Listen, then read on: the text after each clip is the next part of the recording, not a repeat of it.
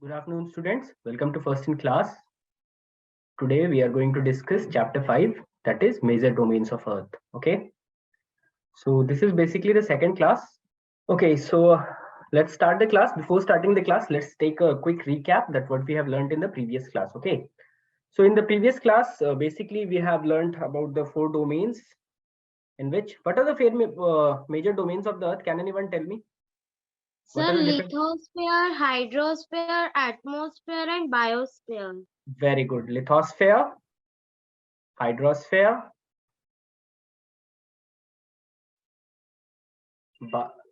atmosphere, and when all these three combine, another zone occurs, that is biosphere. When we combine these three spheres, three zones, okay, 1 2 3, when all the three zones are combined, a narrow zone is created, that is known as biosphere, which we have learned in the previous class. Okay, now I've also told you that why we call it a sphere, lithosphere, hydrosphere, why not any other? Because our earth is a spherical. Okay, that is why all these are domains are known as the spheres. After that, we have discussed about in detail about the lithosphere, that what is the lithosphere. Lithosphere is the crust part of the solid Solid part of the portion of earth.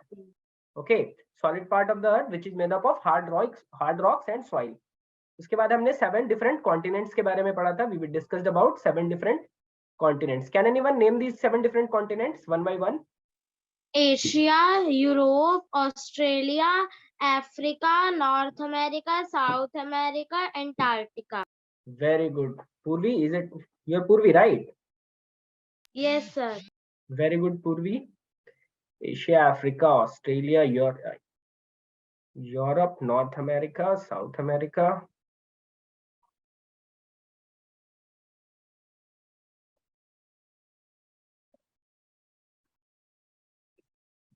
Antarctica, and the last one is Australia. So these are the 7 continents which combines makes our lithosphere. Okay, now today we are going to discuss about the second domain, that is hydrosphere. Now what do you understand by hydrosphere? Can anyone tell me what is a hydrosphere? Water. Yes, our earth is covered with more than 70% of water. ठीक है, तो the part which is covered with sphere covered with water, sphere or area covered with water. ठीक है, more than 71% जो है हमारा अर्थ किस चीज से कवर है? more than 71% of the area, 71% of earth surface covered with water, and this is the reason our earth is called blue planet. Okay, हमारा अर्थ ब्लू प्लैनेट क्यों कहलाता है? You might have heard so many times that our earth is called blue planet. This is because our earth 71% or more than that is covered with water in different forms, like glaciers, oceans,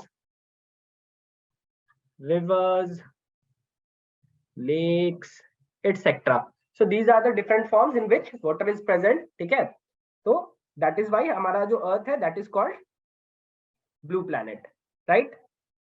Let me show you a diagram that will help you to understand. There are 2 types of water. Can anyone tell me what are the 2 different types of water present on earth?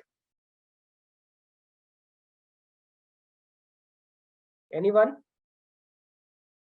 See, this is the percentage of water which is present on the earth. ठीक है, ये this is 71% total water है हमारे पास. इसमें से we have 2 types of water. One is fresh water and the second one is salt water.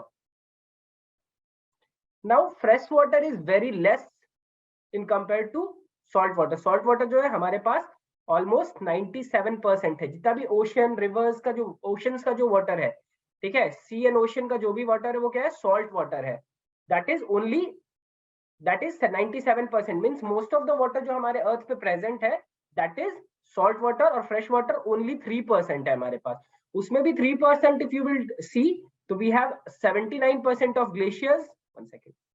79% of glaciers, 29% ground water and 1% only surface water, जिसमें आपके reverse, lakes etcetera आते हैं। ठीक है, गॉट इट।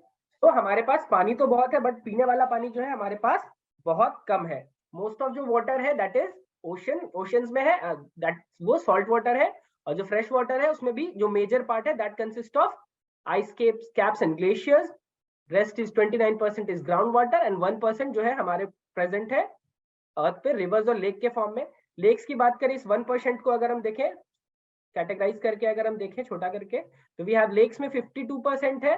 ठीक है, वाटर लिविंग ऑर्गेनिजम्स के अंदर 1%, reverse 1%, water vapour 8% and soil moisture 38%। So you can imagine कि कितना कम पानी है हमारे पास यूज करने के लिए for human use, domestic use. Okay, that is a different chapter, we will discuss that some other day. Today we are going to discuss about hydrosphere. So hydrosphere में because 97% जो है हमारा क्या है, ocean है, that is why we will discuss mainly about oceans. Okay, यहाँ तक किसी को कोई doubt, any questions? No, sir. Okay, so oceans की अगर हम बात करें तो they are the major part of the hydrosphere, as we know that more than 71%, ठीक है, मोर देन 71% जो water that is covered by ocean water. ठीक है, नाउ जितने भी ओशंस है, कितने ओशंस है, can anyone tell me how many oceans are there? 5 oceans. Very good Purvi, there are 5 oceans present on earth. Can you name them?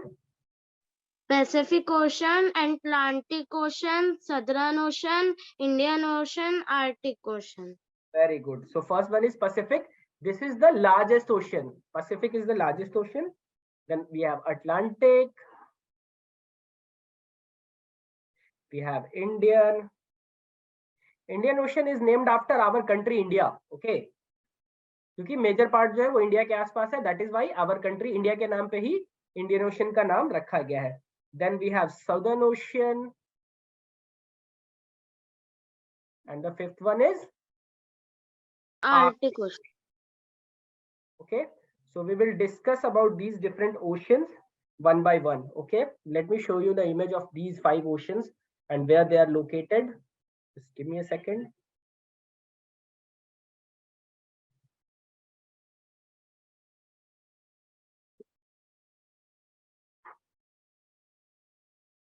As you can see the world map, this is the world map. इसमें oceans divided है. Okay, if you can see Pacific Ocean, 2 sides, North American side और Asian जो है हमारा 2 sides, क्योंकि हमारा अर्थ गोल है तो पूरा जो मोस्ट ऑफ द एरिया है वो क्या है, पैसिफिक ओशन के द्वारा कवर्ड है। Then we have Atlantic ocean जो कि हमारे नॉर्थ अमेरिका और साउथ अमेरिका और यूरोप के बीच में है इधर। ठीक है, 1 second, this area, this is Atlantic ocean, this is Pacific, this is Pacific. ये छोटा सा जो है इंडियन ओशन है बिकॉज इंडिया के आसपास का एरिया है।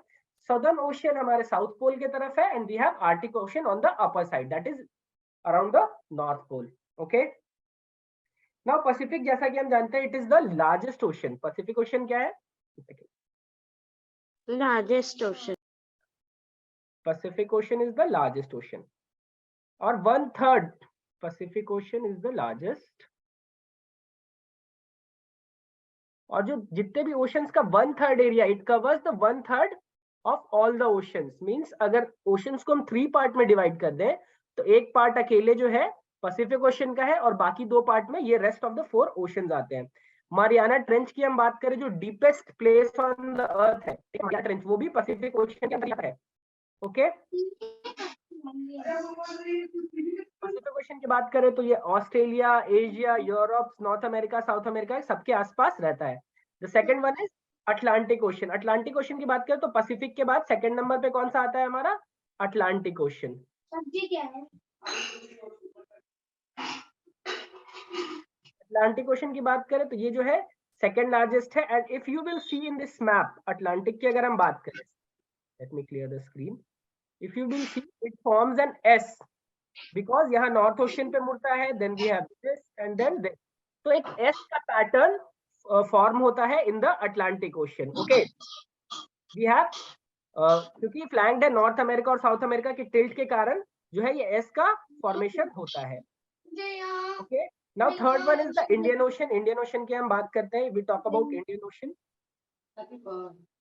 यहाँ और यहाँ अब चले गई थी तब भी दर्द हो रहा और इस समय रात को द इंडियन ओशियन जो है हमारी कंट्री के नाम पे पड़ा है, as we know that Indian ocean जो है हमारी कंट्री के पास है, इसलिए दैट इज वाई इंडिया से इन्फ्लुएंस होकर जो है इंडियन ओशियन का नाम रखा गया है। अगर हम बात करें इसकी तो एक साइड में इसके क्या अफ्रीकन कंट्रीज है और एक साइड में आइलैंड नेशंस है यहाँ पे, ठीक है। और ऑस्ट्रेलिया भी यहाँ पे पास में, ऑस्ट्रेलिया का भी कुछ पार्ट ये कवर करता है। Next is the southern ocean, जो साउदर्न ओशियन जो है 60 डिग्री अंटार्कटिका के पास है और ये 60 डिग्री साउथ लैटिट्यूड पे लोकेटेड है। Now the last is the Arctic ocean, जो कि हमारे नॉर्थ पार्ट में है और ये आइस कैप से बड़ा नॉर्थ पोल में है और पैसिफिक ओशन से somehow this is connected with the Pacific ocean. अगर क्योंकि सर्कुलर इमेज में पता नहीं चल रहा है, but in reality Pacific ocean is connected to the Arctic ocean.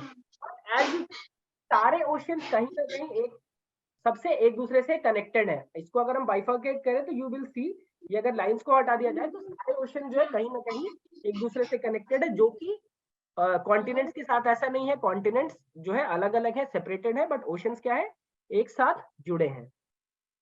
Is it clear? यहाँ तक किसी को कोई doubt? No sir. Now oceans की हम बात कर रहे हैं तो we will talk about some important things of the ocean. Oceans में क्या होता है, वाटर होता है, राइट। बट वाटर की भी कुछ मूवमेंट्स होती है, मूवमेंट ऑफ ओशियन वाटर हम पढ़ेंगे यहाँ पे। मूवमेंट ऑफ ओशियनिक वाटर, कैसा मूवमेंट होता है? Can anyone tell me what are the movements of the oceanic water? Oceans में किस तरह के वाटर की मूवमेंट होती है? See there are 3 types of movement. पहला आपने सुना होगा वेव्स, समुद्र में बहुत सारी लहरें आती हैं, सी वेव्स आपने पढ़ा होगा। Then there are tides and then we have ocean currents. आपने सुना है इसके बारे में कभी? No sir. वेव्स के बारे में नहीं सुना? वेव्स जो समुद्र में जो वेव्स के बारे में इसको हिंदी में लहरें कहते हैं, ठीक है। जो मूवमेंट होता है अप एंड डाउन का, जो मूवमेंट होता है that is known as sea waves. चलो वेव्स के बारे में हम लोग डिटेल में डिस्कस करते हैं यहाँ पे, क्योंकि आपको वेव्स के बारे में नहीं पता है। सो वेव्स को अगर हम बात करें तो वो सरफेस वाटर, जो वेव्स, जो ओशन का जो सरफेस वाटर का मतलब आप क्या समझते हो? Anyone, what do you understand by surface water? Gurur, Harry, Kanika, Tarun, anyone? देखो वेव्स की हम बात करें तो सरफेस वाटर का जो मूवमेंट होता है, movement of surface water, movement of water that occurs on the surface of ocean.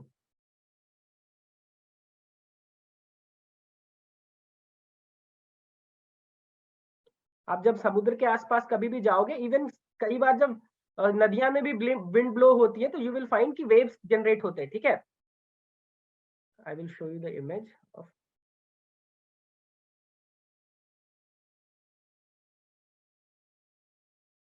Ocean. कहाँ पे होता है? ओशंस में होता है, लेक्स में भी होता है, रिवर्स में भी होता है। आप इस तरह का लेयर देखा होगा, इस तरह के वेव्स बनते हैं, ठीक है। ये क्यों बनते हैं? Can anyone tell me? Anyone? This movement of water occur due to wind. जो विंड ब्लो होती है वो सरफेस वाटर से टकराती है and that is the reason एक वेव्स को क्रिएट करती है। नाउ जितने भी वेव्स होते हैं वो क्या होते हैं? आइडेंटिकल नहीं होते, मींस एक जैसे नहीं होते, स्टिल उनकी कुछ फीचर्स होती हैं, ठीक है। जैसे वो क्रेस्ट और इस तरह से ऊंचे जाते हैं और फिर नीचे आते हैं, क्रेस्ट, इस तरह से वेव्स का फॉर्मेशन होता है, ठीक है। ये क्यों होता है? क्योंकि विंड जो है वो अपनी एनर्जी को वाटर में जब ट्रांसफर करती है, विंड जब सरफेस वाटर से टकराती है तो इसके कारण छोटा छोटा मूवमेंट जो है क्रिएट होता है ओशन के सरफेस पे या फिर रिवर के सरफेस पे। Okay, any doubt? Is it clear? No sir. कुछ पूछना है Purvi? Any doubt regarding this? No sir. Okay, now the second one is tide. Tide के बारे में आपने सुना होगा या बहुत बार पढ़ा होगा, high tide and low tide. Tide जो है सिर्फ ओशंस में ही अकर होते हैं, सीज एंड ओशंस में। Tides never occur on the river, ठीक है। टाइड्स कहाँ अकर होते हैं? टाइड्स ओशियन और सी में। हाँ, occurs in sea and ocean. ये क्यों होता है? This happens due to the gravitational force, due to gravitational force of moon and sun. देखो हमारी अर्थ की सभी प्लैनेट्स की अपनी अपनी ग्रेविटेशनल फोर्स होती है, सिमिलरली सन और मून की भी क्या है, ग्रेविटेशनल फोर्स है, ठीक है। तो व्हेन सन एंड और मून जो है अर्थ के नजदीक आते हैं तो वो अपने ग्रेविटेशनल फोर्स से क्या करते हैं, जो है अर्थ का जो वाटर है उसको अपनी तरफ पुल करते हैं, ठीक है। जैसे मान लो ये हमारा अर्थ है और व्हेन मून जो है हमारे अर्थ के चारों तरफ चक्कर काटता है तो कभी कभी क्या होता है, ये जो है डेली, नॉट कभी कभी, डेली दिन में 2 टाइम जो होता है वो इसके ग्रेविटेशनल फोर्स के कारण जो वाटर है वो काफी हाई राइज होते हैं, इवन 20 to 25 फीट तक ये राइज होते हैं, ठीक है। तो दिस इज द रीजन कि टाइड्स का फॉर्मेशन होता है। इसका क्या कहेंगे, द रोटेशन ऑफ अर्थ और उसके ग्रेविटेशनल फोर्स के कारण मून जो है, यहाँ से ग्रेविटेशनल फोर्स लगता है मून का इस पे, और क्योंकि अर्थ तो एक इंटैक्ट है लेकिन वाटर क्या है, वाटर ऊपर की तरफ मूवमेंट होता है, ठीक है। तो 2 टाइप के टाइड्स होते हैं, first one is high tide and the second one is low tide, ठीक है।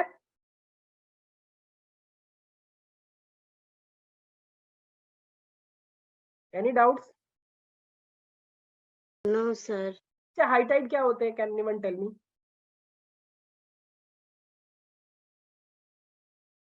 देखो हाई टाइड और लो टाइड क्या होता है, देखो जब वेव्स आते हैं तो इस तरह से उठते हैं, ठीक है, वेव्स ऊपर आते हैं और फिर नीचे की तरफ ये मूव करते हैं। तो जब ये ऊपर की तरफ सबसे हाईएस्ट पॉइंट पे होता है तो ये होता है हाई टाइड, और ये जब नीचे की तरफ होता है तो वो क्या होता है, लो टाइड, ठीक है। और दीज टाइड्स अगर आप एवरी 24 आवर और 50 मिनट्स, हर 24 आवर 50 मिनट्स के बाद ये टाइड क्या होते हैं, अकर होते हैं, every 24 hour, after every 24 hours, तो 50 मिनट के बाद ये हाई टाइड जो है अकर होते हैं, okay. Yes, sir. Now third one is the oceanic current.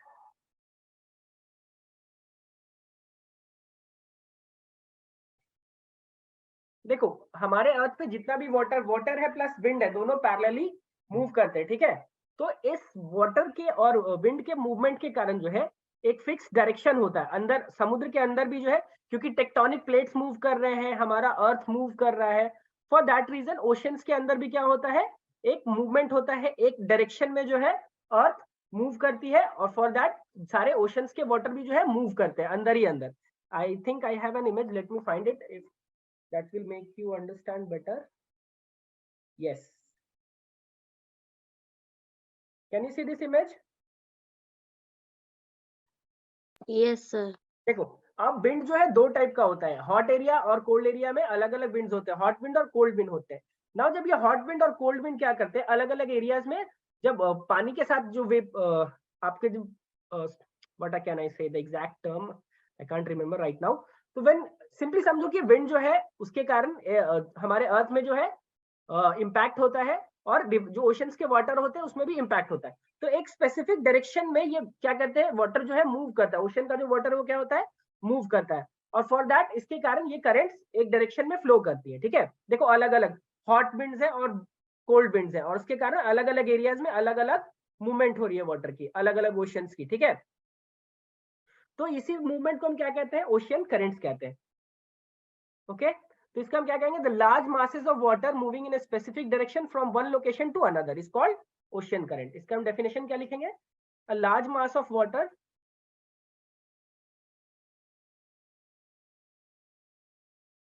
moving from one location to another,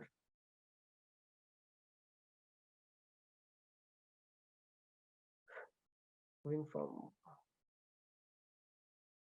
one location to another in a specific direction.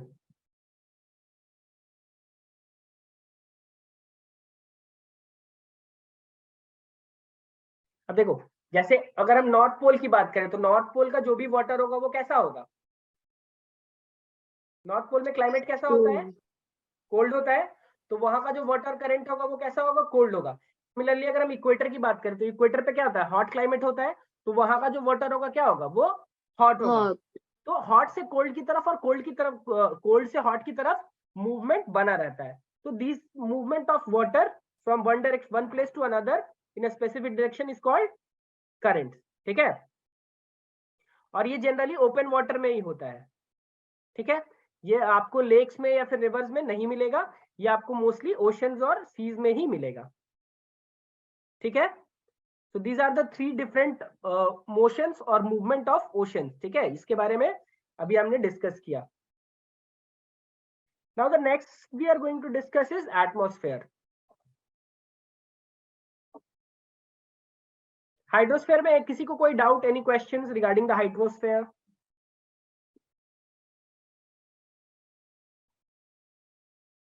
Anyone? Sir T tsunami tides होते हैं. Tsunami देखो क्या होता है, मैं सुनामी, टी सुनामी नहीं कहते उसको, सुनामी कहते हैं. ठीक है, ओनली सुनामी नाम है. सुनामी में बहुत बड़े बड़े टाइड्स जनरेट होते हैं. ये सुनामी क्यों होता है? देखो, ओशंस के अंदर बहुत सारे टेक्टोनिक प्लेट्स के बारे में आपको पता है. टेक्टोनिक प्लेट्स क्या होता है? Do you know about tectonic plates? No sir. देखो, हमारा अर्थ जो है, हमारा जो क्रस्ट है, ठीक है, वो ढेर सारे टेक्टोनिक प्लेट्स के ऊपर है. ठीक है, कहीं ना कहीं एक टेक्टोनिक प्लेट्स है, और ये टेक्टोनिक प्लेट्स क्या करते हैं? रेगुलरली मूव करते रहते हैं. These tectonic plates keep moving एक दूसरे के तरफ और एक दूसरे से दूर. I think I have one image, जिससे आपको क्लियर होगा. Just give me a second. Think I have that image. अगर होगा तो it will clear your doubt. Just give me a second. Yes, देखो, हमारा जो भी अर्थ है, ठीक है, वो हमारे अर्थ पे सभी तरफ लैंड है, चाहे वो ओशंस के ऊपर हो या फिर ऊपर में हो, कॉन्टिनेंट्स में हो. अब ये जो है अलग अलग प्लेट्स पे मूव करते हैं. ठीक है, अलग देखो, मेजर कुछ प्लेट्स है, Pacific plates, south American plate, African plate, और ये सारे प्लेट्स मूव करते हैं. तो जब ये प्लेट्स कभी ना कभी तो एक दूसरे से कोलाइड करेंगे, टकराएंगे, क्योंकि एक ही फिक्स एरिया में मूव कर रहे हैं. तो जब ये कोलाइड करते हैं तो बहुत सारा फोर्स रिलीज होता है. जैसे अब कोई कार का एक्सीडेंट होता है तो बहुत सारा प्रेशर रिलीज होता है ना. सिमिलरली जब टेक्टोनिक प्लेट्स कोलाइड करते हैं तो बहुत सारा प्रेशर रिलीज होता है. तो जब ये पानी के अंदर, जब ये प्रेशर रिलीज होता है तो अर्थक्वेक पानी के अंदर आता है. क्या होता है? पानी के अंदर अर्थक्वेक होता है. तो इसके कारण जो है सरफेस पे वेव्स आते हैं. हमारे अर्थक्वेक के कारण सरफेस पे वेव्स आते हैं, और ये वेव्स जो है पानी को जो है मूव करते हैं, पुश करते हैं. ठीक है, और ये धीरे धीरे बढ़ते जाते हैं, बड़े होते जाते हैं, बड़े होते जाते हैं, और इतने बड़े हो जाते हैं कि 100 फीट तक का इनका वेव्स होता है. इसका सबसे अच्छा एग्जांपल आप देख सकते हो. मान लो आप एक बड़ा सा बकेट लेना, if you have one big bucket. ठीक है, एक बड़ा सा बकेट को आप उससे पानी से फिल कर दोगे. ओके, नाउ अब एक आप खुला हुआ बलून लोगे, एक बलून लोगे अंदर, और पानी के अंदर डाल के बीचों बीच में इसको जब फोड़ोगे आप, तो आप देखोगे कि ये जो बर्स्ट होने के कारण जो फोर्स जनरेट हुआ, तो वेव्स जनरेट होगा इस तरह का. और जैसे जैसे ये आपको कोस्ट के पास, यानी यहाँ इस एरिया के पास जाएगा, तो वेव्स की साइज बड़ी होती जाएगी. तो सिमिलरली जब ओशंस के नीचे या सीज के नीचे जब किसी तरह का वेव्स जनरेट होता है ड्यू टू अर्थक्वेक और वोल्केनिक इरप्शन, तो बॉडी पे, सरफेस बॉडी पे ये वेव्स जनरेट होते हैं, और जैसे जैसे कोस्टल एरियाज में जाते हैं ये वेव्स काफी बड़े होते जाते हैं, और फॉर दैट इससे बहुत ज्यादा डिस्ट्रक्शन होता है. सुनामी क्लियर है अभी आपको? Yes sir. कैसे होता है? तो सुनामी जब भी टेक्टोनिक प्लेट्स टकराते हैं तो फोर्स क्रिएट होता है, प्रेशर क्रिएट होता है, वेव्स क्रिएट होते हैं. ठीक है, किसी भी दो चीज को आप टकराते हो तो वेव्स जनरेट होता है ना. सिमिलरली इसके अंदर भी वेव्स जनरेट होता है, और ये वेव्स सरफेस ऊपर की तरफ जाते हैं और सरफेस वाटर को मूव करते हैं, और सरफेस वाटर कोस्टल एरियाज की तरफ जब पहुंचते हैं तो वेव्स की साइज जो है धीरे धीरे धीरे बढ़ती जाती है और काफी बड़ी हो जाती है. इवन 100 to 200 फीट तक की वेव्स जनरेट होती हैं. इंडिया में सुनामी कब आया था? आई थिंक 2004 में आया था. ठीक है, और बहुत ज्यादा डिस्ट्रक्शन, 26 दिसंबर 2004 को शायद सुनामी आया था, और बहुत ज्यादा डिस्ट्रक्शन क्रिएट किया था. तो हाइड्रोस्फीयर क्लियर है सभी को? Any more questions? No sir. anyone else, any questions? Chalo, so now we will move towards atmosphere. Now what is atmosphere? Anyone? Water, oh sorry, air. Not air, layer of gases. Atmosphere is layer of gases surrounding our earth, surrounding our earth, हमारे earth के चारों तरफ क्या है, एक gas का protective layer है। ये जो है हमें बहुत सारे हार्मफुल रेज से, सन के रेज से प्रोटेक्ट करता है, ठीक है। This is a thin blanket of air, और ये प्लैनेट के लिए बहुत ही ज्यादा इंपॉर्टेंट है। अगर एटमॉस्फेयर नहीं होता तो हमारे यहाँ लाइफ पॉसिबल नहीं होती। जो भी एयर है, एटमॉस्फेयर के अंदर एयर आता है, ठीक है, जो हम ब्रीथ करते हैं, और साथ ही साथ जो हार्मफुल रेज आते हैं उससे भी ये क्या करता है, उन रेज को रिफ्लेक्ट कर देता है। तो ये एक प्रोटेक्टिव लेयर है। मान लो ये हमारा अर्थ है और इसके चारों तरफ क्या है, एक बहुत सा पतला प्रोटेक्टिव लेयर है जो कि हमारे अर्थ को प्रोटेक्ट करता है, साथ ही साथ टेम्परेचर को भी मेंटेन रखता है और बहुत सारे गैसेस को स्टोर करके रखता है, ठीक है। एटमॉस्फेयर की अगर हम बात करें तो ये 1600 किलोमीटर तक राइज करता है। अर्थ का जो एरिया है, अर्थ का जो हमारा सरफेस है, जो लैंड सरफेस है, लैंड से 1600 किलोमीटर ऊपर तक एटमॉस्फेयर की लेयर है, ठीक है, अलग अलग जोन्स में। इनको 5 डिफरेंट जोन्स में डिवाइड किया गया है। They are divided, atmosphere is divided into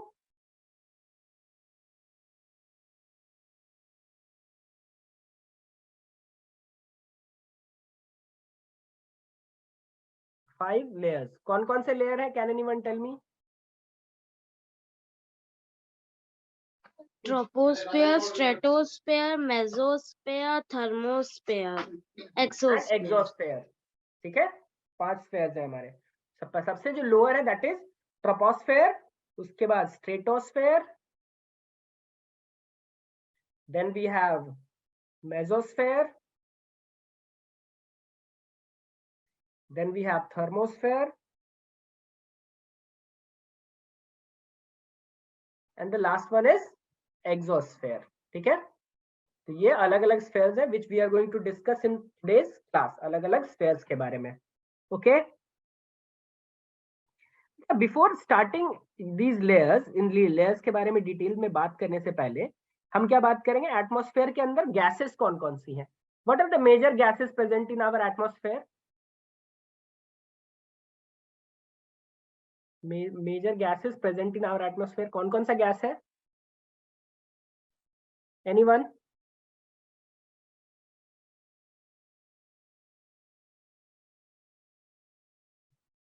Yes, nitrogen, yes, nitrogen. Then oxygen, oxygen, very good. Carbon dioxide, Carbon dioxide, CO2, very good. Water Then we vapour, have argon. नहीं, वो gas नहीं है ना, that is not a gas. Then we have argon. Then we have helium जो कि balloons में होता है, neon, hydrogen and many more, ठीक है। तो देखो सबसे बड़ा जो अमाउंट है दैट इज नाइट्रोजन, अराउंड 78% और समथिंग, ठीक है, 78% से के आसपास नाइट्रोजन है, 21% के आसपास ऑक्सीजन है, और ये दोनों मिलके ही अकेले 99% कवर अप कर लेते हैं, ठीक है। रेस्ट जो 1% है उसमें सबसे ज्यादा CO2 और ये सारे गैसेस है जिनको अदर गैसेस भी कहा जाता है और नोबल गैसेस भी कहा जाता है, ठीक है। CO2 सिर्फ 1% है। इमेजिन देखो इतना कम परसेंटेज होने के कारण भी इतना हार्मफुल है हमारे लिए। अगर इसका परसेंटेज बढ़ जाए तो कितना ज्यादा डिस्ट्रक्शन होगा। अभी देखो पॉइंट में ही कुछ परसेंटेज बढ़ा है तो पूरा का पूरा बैलेंस हमारे अर्थ का क्या हो रहा है, बिगड़ने लगा है। सो इमेजिन अगर इसका परसेंटेज 2 या 3 हो गया तो हमारे लिए कितना प्रॉब्लम हो सकता है, ठीक है। नाइट्रोजन की अगर हम बात करें तो नाइट्रोजन जो है टेम्परेचर को कंट्रोल करने के लिए यूज किया जाता है और ऑर्गेनिजम्स की लिविंग के लिए। ट्रीज में जो है सॉइल में नाइट्रोजन बहुत जरूरी है, सॉइल के उसको मेंटेन करने के लिए, न्यूट्रिशन को मेंटेन करने के लिए। हम ऑक्सीजन तो सभी को पता है कितना इंपॉर्टेंट है हमारे लिए। हम इसको ऑक्सीजन क्या करते हैं, ब्रीथ करते हैं, और CO2 एक्सहेल करते हैं, ब्रीथ इन, और CO2 को क्या करते हैं, एक्सहेल करते हैं, यानी ब्रीथ आउट, ठीक है, इसको इनहेल करते हैं। अच्छा CO2 और किस लिए यूज होता है? CO2 तो एक्सहेल करते हैं, बट क्या CO2 हमारे लिए यूजफुल है? No anyone? सर, हाँ, नो सर, नहीं, CO2 भी हमारे लिए बहुत ज्यादा यूजफुल है। अगर CO2 ना हो तो भी हम जिंदा नहीं रह पाएंगे। देखो हम किस पे डिपेंडेंट है, ट्रीज पे डिपेंडेंट है फूड के लिए, प्लांट्स पे डिपेंडेंट है, और इन प्लांट्स को अपना फूड बनाने के लिए CO2 की रिक्वायरमेंट होती है। ठीक है, फोटोसिंथेसिस के प्रोसेस में दे नीड CO2। तो अगर CO2 नहीं होगा तो हमें ट्रीज सारे डेड हो जाएंगे और फिर हम भी नहीं रह पाएंगे। ठीक है, तो ट्रीज क्या करते हैं, CO2 को यूज करते हैं और बदले में हमें ऑक्सीजन प्रोवाइड करते हैं। हम इनको CO2 देते हैं, ह्यूमंस, ट्रीज, हम इनको CO2 देते हैं, एक्सहेल करते हैं, और ट्रीज हमें ऑक्सीजन देती है। ओके, तो ये चेन रिलेशन बना होता है हमारे और ट्रीज के बीच में। अगर CO2 ना हो तो भी हमारे लिए लाइफ पॉसिबल नहीं है। ठीक है, चलो अब हम लेयर्स की बात करेंगे, 5 डिफरेंट लेयर्स के बारे में वन बाय वन हम डिस्कस करेंगे। Just wait for a minute, I have an image. Okay, let me find it. Yes, this is the layers of atmosphere.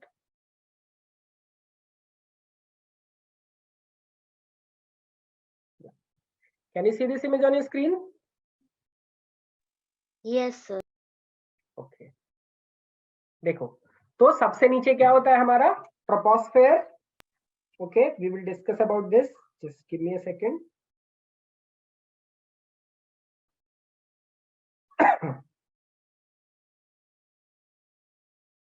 Troposphere की बात करें, first one is troposphere. Okay, let me find the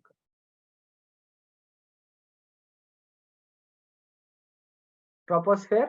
It is the lowest layer or the lower layer of atmosphere, lower layer of atmosphere। और अगर distance की बात करें तो 6 to 20 kilometre की हाइट है इसकी अर्थ सरफेस। देखो ये हमारा अर्थ का सरफेस है, लैंड है जहां पे हम प्रेजेंट है, और इससे 6 to 12 किलोमीटर का जो एरिया है वो क्या कहलाता है, ट्रोपोस्फेयर कहलाता है। ठीक है, इक्वेटर पे अलग हाइट है इसकी, पोल्स पे अलग हाइट है। दिस इज द रीजन कि अलग अलग, जैसे इक्वेटर से डिस्टेंस ज्यादा हो जाता है और पोल से कम हो जाता है। ठीक है, तो बात करें हम तो 12 to की हाइट है। डेंसिटी की बात करें तो यहाँ पे जैसे जैसे हाइट बढ़ता है, जैसे जैसे हम ऊपर की तरफ जाते हैं, एज हम लोग ऊपर की तरफ जाते हैं, हाइट टेम्परेचर में क्या होता है, ये हाइट है। ओके, ये हाइट से मार्क करते हैं हम लोग इसको, और इसको टेम्परेचर से मार्क करते हैं। तो कभी भी हम लोग ये पढ़ेंगे कि जैसे जैसे हाइट हमारी बढ़ते जाती है टेम्परेचर डिक्रीज होता जाता है। ऐसा क्यों होता है, कभी सोचा है आपने? एनीवन?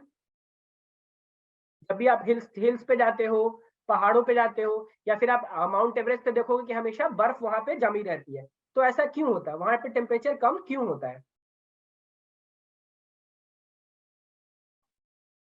देखो एयर जैसे जैसे हम लोग ऊपर जाते हैं एयर थिन होती जाती है, एयर बिकम्स थिनर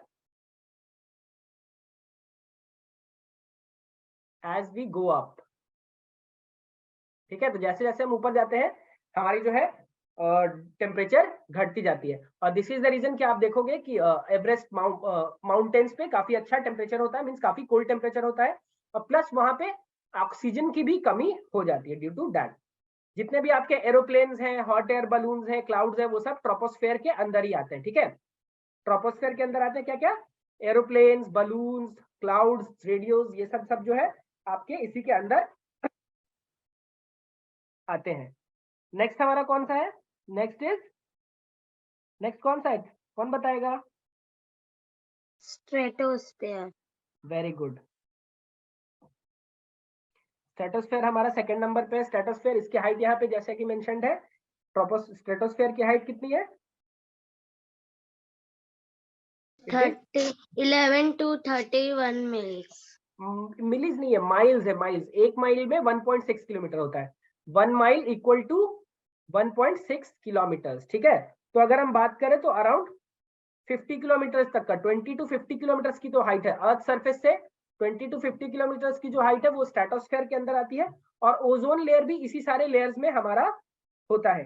ठीक है, और एटमॉस्फेयर का जो 19% जो गैस है, टोटल जो गैस उसका 19% जो है स्ट्रेटोस्फेयर में ही होता है, और बहुत कम वाटर वेपर होता है। यहाँ पे क्या है, क्योंकि जो एयर का लेवल ऊपर चेंज हो जाता है तो यहाँ पे हाइट बढ़ने के साथ हीट यहाँ पे बहुत ज्यादा प्रोड्यूस होता है। ठीक है, ओजोन, क्योंकि इस लेयर में ओजोन लेयर का फॉर्मेशन होता है, प्लस इसी ओजोन लेयर के कारण सारे हार्मफुल रेज यहाँ से रिफ्लेक्ट होते हैं, सन से आया हुआ जो हार्मफुल रेज है वो क्या होता है यहाँ से बाउंस बैक होता है।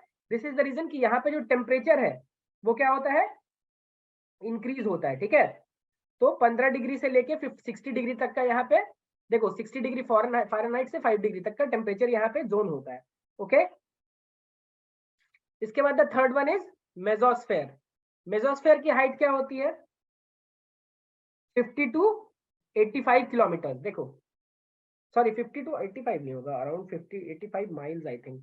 सो 50 टू 150 किलोमीटर के आसपास का ये डिस्टेंस होता है। और ये जो जितने भी मीटियोर्स होते हैं हमारे, मीटियोर्स में क्या होता है, can anyone tell me what are meteors?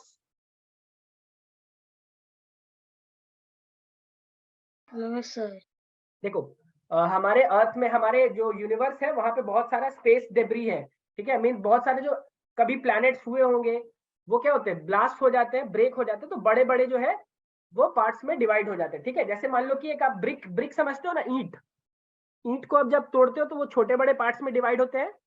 तो सिमिलरली ये भी जब प्लैनेट डिस्ट्रॉय होता है या फिर कोई स्टार डिस्ट्रॉय होता है तो उनका जो पार्टिकल होता है वो यूनिवर्स में घूमते रहता है। और जब ये किसी प्लैनेट के ग्रेविटेशनल फोर्स के अंदर आते हैं, ग्रेविटेशनल एरिया के अंदर आते हैं, तो उसके सरफेस पे आने लगते हैं। ठीक है, और ये बहुत बड़े होते हैं साइज में।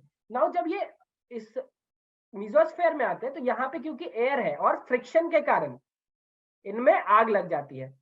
और अर्थ में आने वाला मोस्ट ऑफ द मीटियोर होता है वो क्या होता है, इसी फ्रिक्शन के कारण, इसी एटमॉस्फेयर फ्रिक्शन के कारण जल के खत्म हो जाता है। आपने देखा होगा बहुत बार स्टार्स को बर्न करते, देखा होगा ना, जल टूटता हुआ तारा जिसको हम कहते हैं, देखा है ना आसमान में, तो वो ये मीटियोर्स ही होते हैं।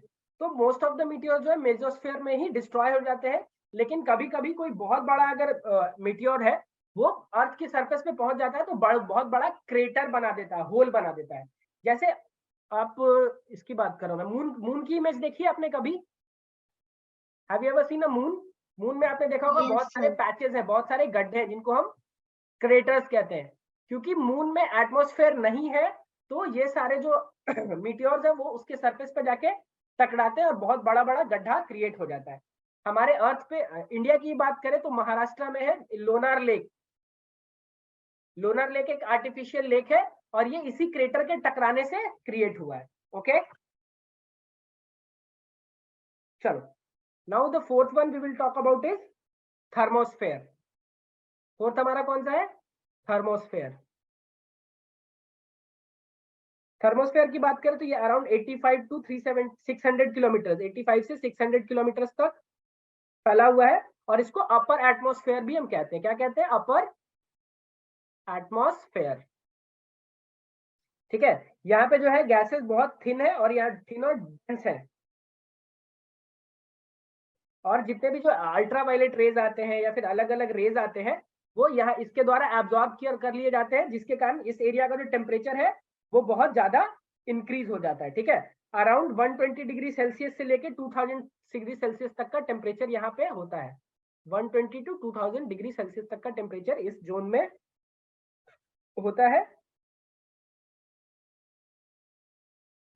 और क्या, जितने भी सैटेलाइट्स होते हैं हमारे, सैटेलाइट्स क्या होता है, कैन एनीवन टेल मी? देखो सैटेलाइट्स होता है या फिर जो को आउटर स्पेस भी कहा जाता है। कार्बन लाइन के बाद, ये कार्बन लाइन है, इसके बाद से आउटर स्पेस चालू हो जाता है हमारा। तो जितने भी सैटेलाइट्स है वो हमारे अर्थ के चारों तरफ, इसी जोन में हमारे अर्थ के चारों तरफ चक्कर काटते हैं। ठीक है,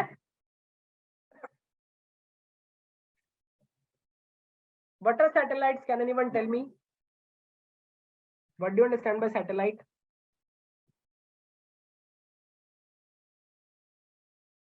yes Purvi? No sir. See satellite देखो दो टाइप के सैटेलाइट होते हैं। फर्स्ट वन इज नेचुरल, जो कि हमारा मून है। मून क्या है, हमारा सैटेलाइट है। सेकंड वन इज आर्टिफिशियल, जो हम ह्यूमंस ने आसमान में भेजा है फॉर डिफरेंट पर्पस। जो भी टीवी चैनल्स हैं या फिर जो भी कम्युनिकेशन है, हमारा टेलीफोन है, सब इंटरनेट, वो सब इन सैटेलाइट्स की मदद से ही बनता है। तो सैटेलाइट होता क्या है, देखो कोई भी प्लैनेट के चारों तरफ अगर कोई भी चीज रिवॉल्व कर रही है, ठीक है, प्लैनेट के चारों तरफ कोई भी चीज अगर रिवॉल्व कर रही है उसको हम क्या कहते हैं, सैटेलाइट कहते हैं। Any object which revolves around a planet is known as satellite. तो मून क्या है, हमारा नेचुरल सैटेलाइट है। Moon is a natural satellite. और बाकी जो आर्टिफिशियल सैटेलाइट कौन से होते हैं, जो मशीनरीज या फिर इक्विपमेंट जो हम अर्थ से रॉकेट की मदद से बाहर भेजते हैं ताकि हम उसका यूज कर सके अलग अलग पर्पस के लिए। ओके, तो ये जितने भी सैटेलाइट्स हैं वो सब कहाँ घूमते हैं, इसी फोर्थ लेयर में घूमते हैं। Now the last layer is exosphere. Exosphere का क्या, देखो एग्जॉस्फेयर का मतलब इसके नाम से ही क्लियर है, एग्जिट। देखो थर्मो मतलब थर्मल, ठीक है, मींस वहां टेम्परेचर ज्यादा होता है इसीलिए उसका नाम थर्मोस्फेयर है। एग्जॉस्ट मींस एग्जिट मतलब बाहर, अर्थ से बाहर जब हम निकल जाते हैं, यूनिवर्स, ओपन यूनिवर्स में हम जब चले जाते हैं उसको हम क्या कहते हैं, एग्जॉस्फेयर कहते हैं। ठीक है, ये outer most layer of the earth है, आउटर मोस्ट लेयर। ये 10,000 किलोमीटर तक फैला है हमारा, अर्थ के हाइट से 10,000 किलोमीटर तक। और इसमें क्या है, मॉलिक्यूल जो है आउटर स्पेस में या फिर बाहर निकल जाते हैं सब। 600 किलोमीटर से लेके 10,000 किलोमीटर तक का इसका डिस्टेंस है, इसमें बहुत ज्यादा कुछ नहीं होता है। These are the 5 different layers of our atmosphere, जिसके बारे में हमने अभी क्या किया, डिस्कस किया। ठीक है, any doubt regarding these layers, any questions? No sir. Anyone else, any questions?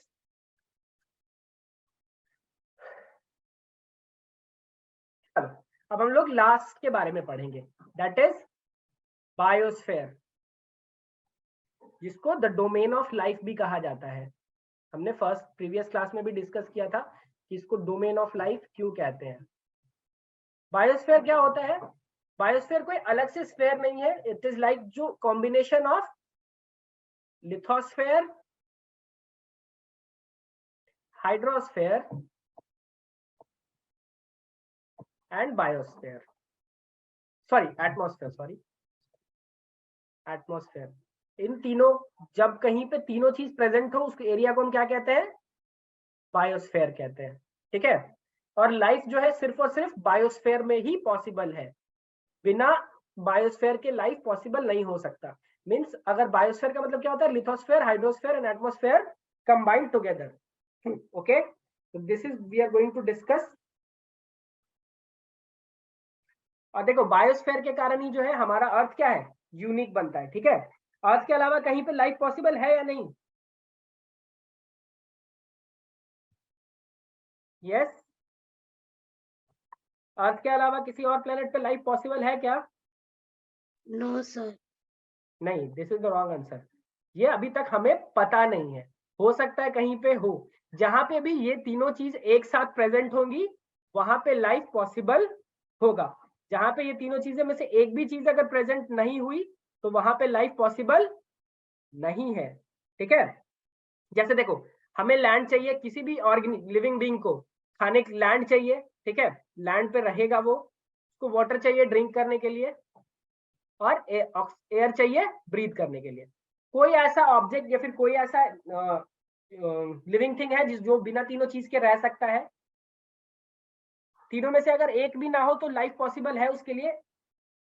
No sir. For example हम ह्यूमन की बात करें तो हमें लैंड चाहिए रहने के लिए, कल्टीवेशन के लिए, वाटर चाहिए पानी पीने के लिए, और एयर चाहिए ब्रीथ करने के लिए। अब आप कहोगे सर फिशेस तो पानी में होती है, उन्हें तो लैंड की जरूरत नहीं है, बोल सकते हो ना?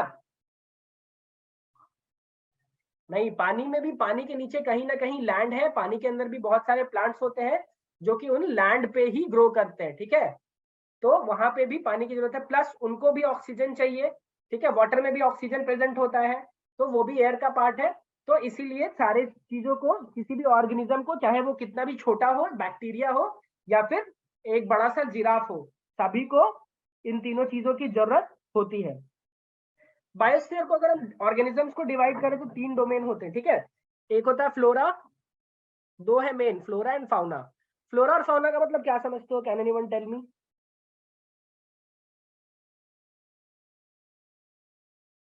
फ्लोरा मीन्स क्या होता है, flowers, fauna means animal kingdom. ये 2 किंगडम है और सभी को क्या चाहिए, ये चाहिए। अच्छा, ये तीनों जो है एक दूसरे से इंटरकनेक्टेड है, अगर एक भी डैमेज होगा तो इन दोनों पे इसका इम्पैक्ट पड़ता है। जैसे फॉर एग्जांपल अगर आप देखो, अगर लिथोस्फेयर पे फॉरेस्ट है, लैंड पे क्या है, फॉरेस्ट है, अगर हम फॉरेस्ट को कट करते हैं तो क्या होता है, हमारे पास ऑक्सीजन की कमी हो जाएगी। फॉरेस्ट क्या करते हैं, CO2 को कन्वर्ट करते हैं O2 में, यानी कार्बन डाइऑक्साइड को ऑक्सीजन में। अब मान लो फॉरेस्ट कम होगा तो एटमॉस्फेयर में इसका बहुत बड़ा इंपैक्ट होता है। फॉरेस्ट कम होते हैं तो गर्मी बढ़ती है, जो हमारा जो एटमॉस्फेयर है वो कहीं ना कहीं डिस्टर्ब होता है, ठीक है। अगर पानी गंदा होता है तो फिर उससे लैंड पे भी इम्पैक्ट पड़ता है। तो सिमिलरली जितने भी है ये सारे एक दूसरे से कनेक्टेड है, ठीक है। अगर हाइड्रोस्फेयर में मान लो जैसे कि आपने सुनामी की बात की, अगर हाइड्रोस्फेयर के अंदर कोई हलचल होता है तो उससे क्या होता है, लैंड पे भी बहुत ज्यादा इम्पैक्ट होता है। ओके, इंडस्ट्री से जितने भी अलग अलग जो हार्मफुल केमिकल्स निकलते हैं, ठीक है, वो कहीं ना कहीं हमारे नेचर को, जैसे लिथोस्फेयर पे मान लो कोई एक्टिविटी हो रही है, इंडस्ट्रीज है, वो क्या कर रहे हैं, गैसेस को रिलीज कर रहे हैं, तो उससे एटमॉस्फेयर भी बहुत ज्यादा डिस्टर्ब हो रहा है। तो इसीलिए इन तीनों का बैलेंस बना रहना बहुत जरूरी है, और बायोस्फीयर का सही रहना बहुत ही इंपॉर्टेंट है। अगर तीनों में से कुछ में भी प्रॉब्लम होता है, this will disturb the ecosystem. Okay, so this was the end of this chapter. हमने आज क्या क्या डिस्कस किया? हमने डिस्कस किया ओशंस के बारे में, हाइड्रोस्फीयर के बारे में। चलो ऊपर एक बार हम लोग क्विक रिकैप कर लेते हैं, then we will take the questions. Question answer भी हम लोग एक बार करेंगे।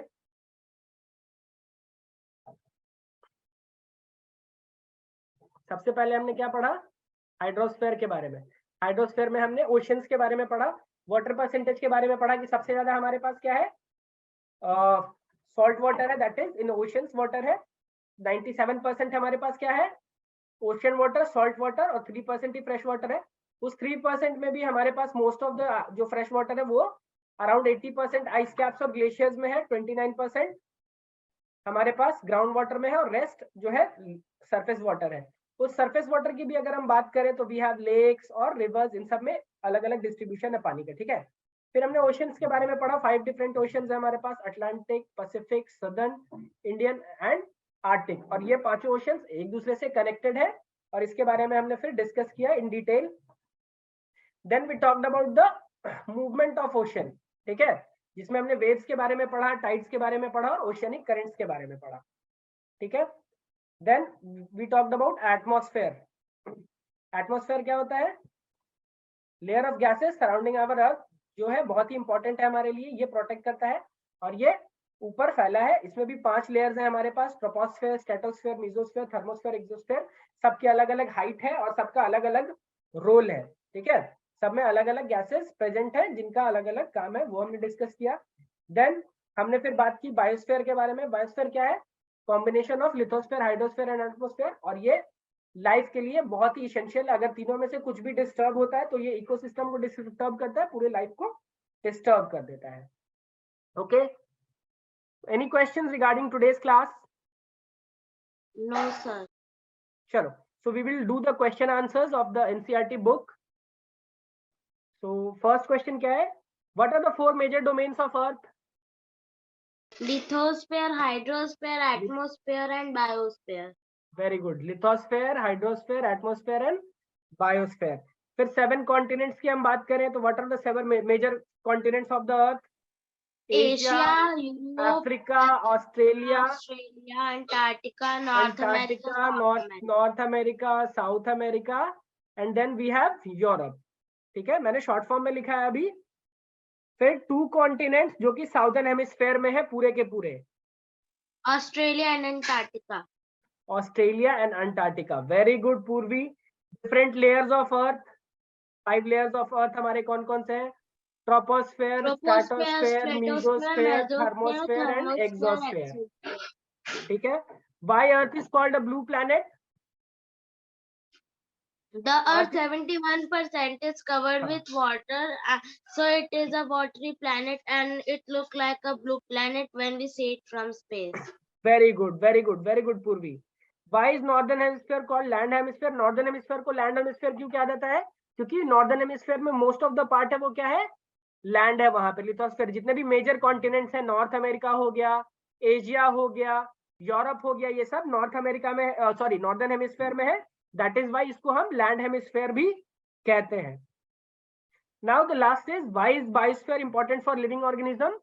तो अभी हमने तुरंत डिस्कस किया कि बायोस्फीयर में क्या होते हैं, तीनों होते हैं, लिथोस्फीयर भी है, हाइड्रोस्फीयर भी है और एटमॉस्फेयर भी है, और तीनों किसी भी ह्यूमन सॉरी लिविंग थिंग्स के लिए बहुत ही इंपॉर्टेंट है। बिना तीनों के लाइफ पॉसिबल नहीं है। फॉर दैट रीजन बायोस्फीयर जो है बहुत इंपॉर्टेंट है। जैसे लैंड की हम बात करें तो लैंड रिक्वायर्ड है रहने के लिए प्लस फूड के लिए, ठीक है। वाटर जो हाइड्रोस्फीयर है वो हमारे लिए इंपॉर्टेंट है ड्रिंकिंग पर्पज से, और एटमॉस्फेयर इंपॉर्टेंट है हमारे लिए जो अलग अलग गैसेस हैं जैसे कि ऑक्सीजन, CO2 इनके लिए। So this is the reason कि हमारे लिए बायोस्फीयर बहुत ही इंपॉर्टेंट रोल प्ले करता है for any living organisms. So these were the short questions which we have covered in the class. और आज का ये चैप्टर खत्म हुआ. In the next class we will discuss next chapter. So any questions regarding today's class? Anyone else?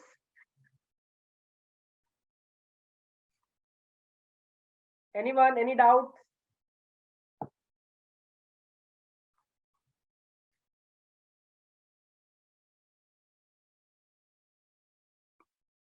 Okay, so I think I was clear. I was able to make the topic easy for you and understandable. So thank you for attending the class. See you in the next class. Bye bye and take care.